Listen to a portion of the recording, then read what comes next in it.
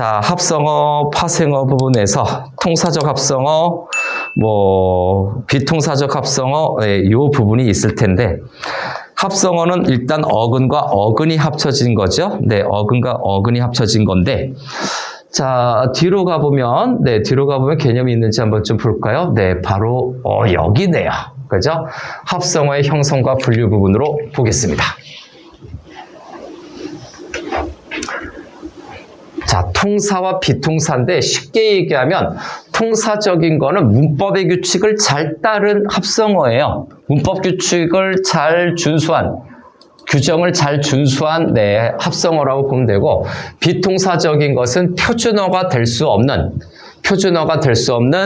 비문법적인 합성어다. 이렇게 이해하면 좀 편하겠죠. 그렇게 이해하는데, 자, 저 부분도 좀 체크하겠습니다. 자, 통사적 합성어, 비통사적 합성어. 그래서 합성어를 좀 형성과 분류인데 좀 더 하겠습니다. 그래서 합성어는 따로 여기다가 섹터를 마련해야 될 것 같네요. 그래서 통사적인 건 단어 형성 방식이, 자, 문장을 구성하는 방식과 같은, 그래서 요거 문법적인 규칙을, 문법 규정을 만족시키는 거예요. 그래서 구성하는 장. 문장을 구성하는 방식과 같지 않은이라고 하는 것은, 문법 규정을 벗어났다라고 보면 되겠습니다. 비통사적인 합성어는요. 자, 됐나요? 그래서 일단 첫 번째 통사적 합성어를 좀 보면요. 일반적인 단어별법이나 어순이나 일치한다라는 건데, 그러면 첫 번째, 통사적 합성어의 구조 종류, 통사적 합성어에 대해서 어떠한 종류와 구조가 있는지 한번 좀 체크하겠습니다. 통사적 합성어의 구성이라고 좀 한번 해볼게요. 통사적 합성어의 구성이 어떤 것이 있는지 여기 있잖아요. 그죠? 명사 플러스 명사, 용언의 관형사형 플러스 명사, 여기 있네요. 자, 명사 플러스 명사 일반적이고요. 용언의 관형사형 플러스 명사, 용언의 연결형 플러스 용언 어간. 요거죠. 세 가지가 있는데 총 5가지로 할게요. 첫 번째는 체언 플러스 체언, 명사 플러스 명사죠. 체언 플러스 체언 형태가 가장 일반적인 통사적 합성어에 해당이 되는 겁니다. 예시도 좀 한번 체크할게요. 자, 시내하고 물이 합쳐져서 시냇물이 되는 거죠. 물론 사이시옷이 들어가긴 했지만 요것이 바로 통사적인 합성어에 해당이 되는 거죠. 그 다음 두 번째, 관형사 플러스 체언, 관형사 플러스 명사겠죠? 그래서 관형사 플러스 명사, 대명사, 수사가 다 들어갈 수가 있습니다. 그래서 요거의 예시는 새 플러스 1년, 2년을 나타내는 해가 합쳐져서 새해가 되는 거죠. 이러한 단어가 바로 관형사 플러스 체언의 예시고요. 그 다음에 요거죠. 용언의 관형사형 플러스 명사. 그죠? 용언의 관형사형 플러스 명사, 체언이죠. 그래서 용언이에요. 동사 형용사죠. 용언의 관형사형이라고 하는 것은 니은이 붙은 거일 거예요. 니은이 붙은 거죠. 그래서 용언의 관형사형 플러스 체언이라고 좀 해봅시다. 여기에서 용언의 관형사형이 붙는다라고 하는 것은 니은이 결합이 되는 겁니다. 니은 받침이 결합이 되는 거죠. 그래서 니은 또는 좀 더 알기 쉽게 는, 던 이런 것들이 붙는 거예요. 관형사형이 붙는다는 건 니은, 는, 던 이런 것들이 결합했다는 내용이에요. 예시로 한번 좀 들어가 볼까요? 자, 예시로 들어가 보면, 자, 우리 먹는 된장이 있을 겁니다. 되다 플러스 니은이 들어가고요. 장이 붙으면 어떻게 된다고? 우리가 맛있게 먹는 된장이 되는 거고요. 되다 플러스 장이에요. 간장, 된장하는 장이 돼서 된장. 또 늘다가 있죠. 여기 하나 더 해서 늘다라고 하는 거에다가 은이 붙은 거죠. 그래서 늙은 이가 되겠죠. 자, 늙은 플러스 이가 돼서 그래서 늙은이가 되는 거죠. 늙은이 요것이 바로 용언의 관형사형. 늘다에다가 은이 붙은 거죠. 네, 은이 붙어서 이렇게 된다. 또 여기 리을 받침도 있고 은도 여기 추가하면 되겠죠. 아무튼 용언의 관형사형. 요거의 문제 활용 범위가 좀 제법 될 것 같죠. 다음에 용언의 연결형에다가 용언의 어간이죠. 요거인즉슨 뭐냐? 용언의 연결형, 용언의 어간은 용언에다가 저거예요. 용언의 연결어미가 붙는 거죠. 연결어미가 붙고 연결어미 대등적 연결어미, 종속적 연결어미가 있을까요? 그 다음에 용언이 이렇게 합쳐지는 형태입니다. 예시로 좀 들어가 볼게요. 자, 용언과 연결어미가 있고 있는 건데, 자, 돌다가 있을 거예요. 여기 늘다가 여기 이렇게 되는 것처럼, 돌다에다가 그 다음에 아가 연결어미예요. 연결어미를 이렇게 다이아몬드로 좀 표시해 볼까요?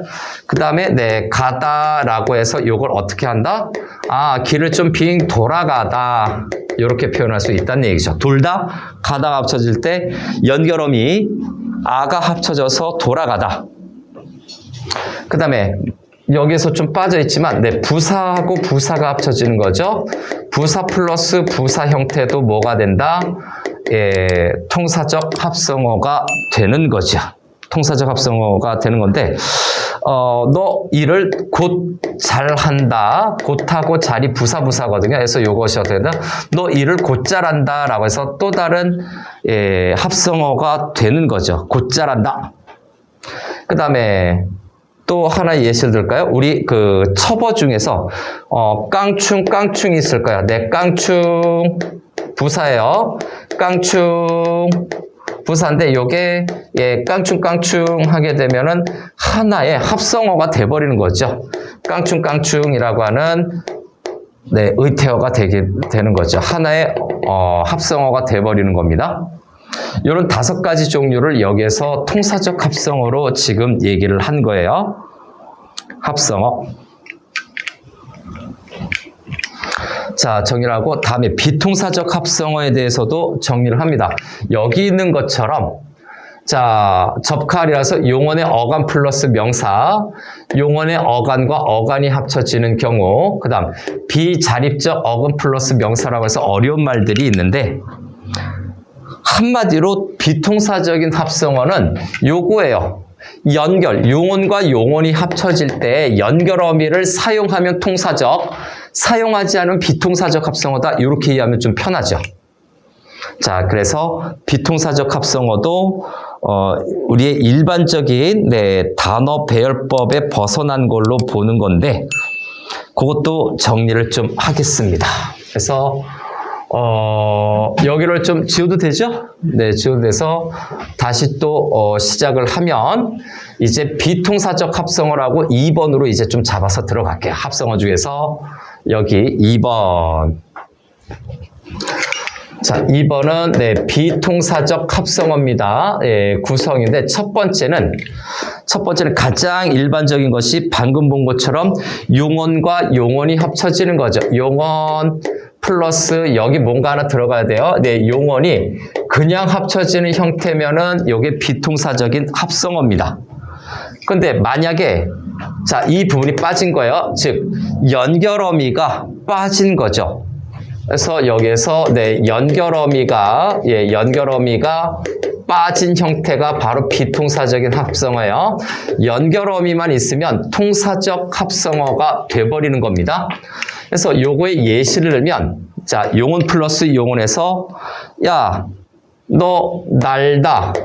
그죠? 날다 하고 뛰다가 합쳐지면 어떻게 된다? 야, 너 왜 그렇게 날뛰니? 날뛰다가 되는데 자, 이렇게 비통사적 합성어는 표준어가 아니에요. 일반적인 단어 배열에서 벗어났어요. 그래서 이건 표준어가 아닙니다. 비통사적인 합성어는 표준어가 아니다. 비표준어다. 그래서 비표준어에 해당이 돼요. 그러면 이거 어떻게 고치려면 이걸 표준어로 고치려면 어떻게 바꿔야 되겠니? 날고 뛰다라고 고쳐야 돼요. 그래서 요거 날뛰다라고 하는 것은 다시 한번 비통사적인 합성어.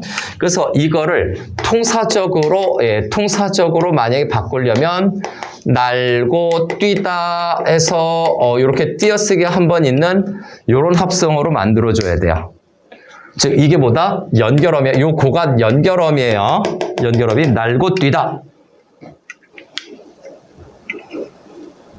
자, 날고 뛰다. 자, 됐나요? 다음에 용언과 용언만 합쳐졌나? 아니죠. 용언에다가 명사를 바로 붙여버려. 용언 플러스 체언, 명사, 대명사, 수사를 그대로 결합하는 케이스도 있어요. 그럼 요때는 또 어떻게 되냐? 요때는 뭐가 빠진 거예요?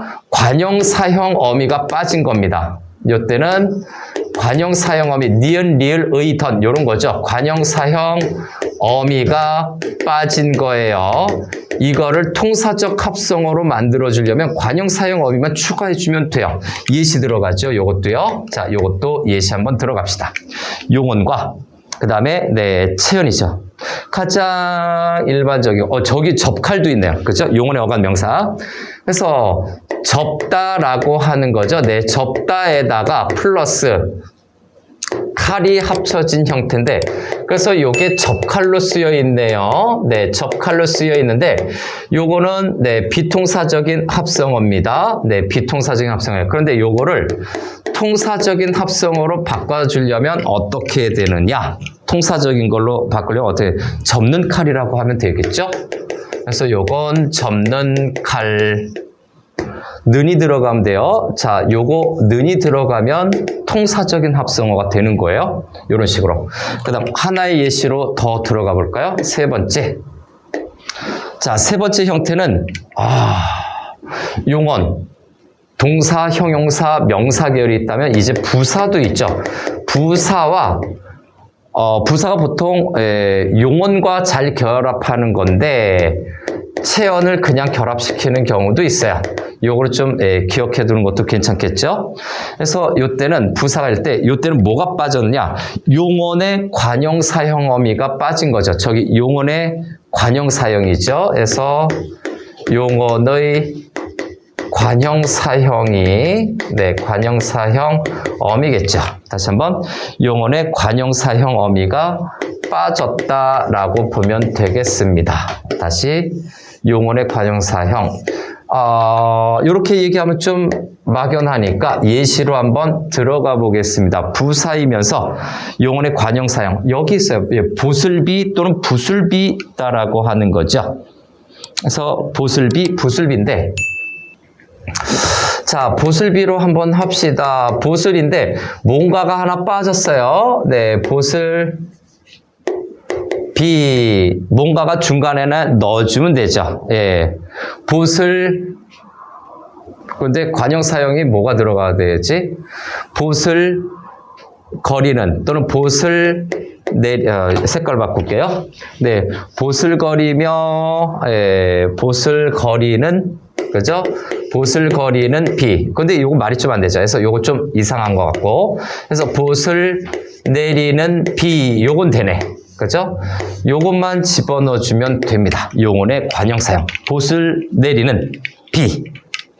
용언의 관형사형이에요. 보슬 내리는 비. 자, 요것까지가 바로 뭡니까? 합성어 중에서 배열관계에 따른 합성어예요. 해서 요거는 다시 지금 요거는 배열관계에 따른 합성어입니다. 어떻게 위치했느냐? 배열관계에 따른 합성어 분류죠. 합성어를 나타낸 거고 요것만 있는 게 아니지. 요것만 있는 게 아니지. 그래서 3번으로 하나 더 하고 마무리를 좀 할게요. 하나만 더 하는데, 하나를 더 하는데, 바로 저기는 배열관계, 그러니까 의미관계에 따른 합성어도 있어요. 의미관계에 따른 합성어도 충분히 수능에 낼 수 있는 거예요. 어렵지 않아요. 자, 조금만 더 참아볼까요? 그래서 의미관계에 따른 합성어라고 하나만 더 정리해 봅시다. 자, 의미 관계에 따른 합성어 어떤 게 있나요? 첫 번째는 대등 합성어가 있고요. 첫 번째는 대등 합성어. 다음 두 번째는 당연히 대등이 있으면 종속이 있겠죠. 종속 합성어. 용어들을 알아둡시다. 새로운 문법이 아니라 이미 고등학교 과정에 있는 문법이에요. 다음 세 번째는 융합 합성어입니다. 융합 합성어. 근데 대등 합성어, 종속 합성어, 융합 합성어 특징이 뭡니까? 요거는 자, A라는 단어와 B라는 단어가 합치면 그대로 A, B가 살아 있는 겁니다. A하고 B가 단순하게 결합하는 거죠. 요 말인즉슨 뭐다? 대등하게 결합하는 거예요. 대등하게 플러스 단순하게 결합한 형태가 바로 대등 합성어죠.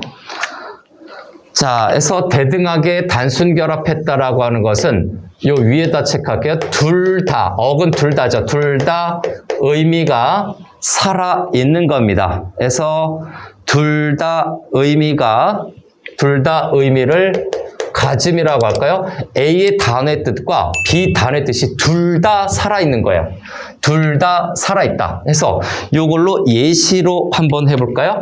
요거의 예시는 앞뒤죠. 앞과 뒤. 둘 다 있잖아요.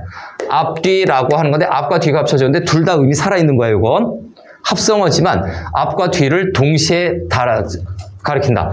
둘 다 의미를 지닌다라고 보는 거죠.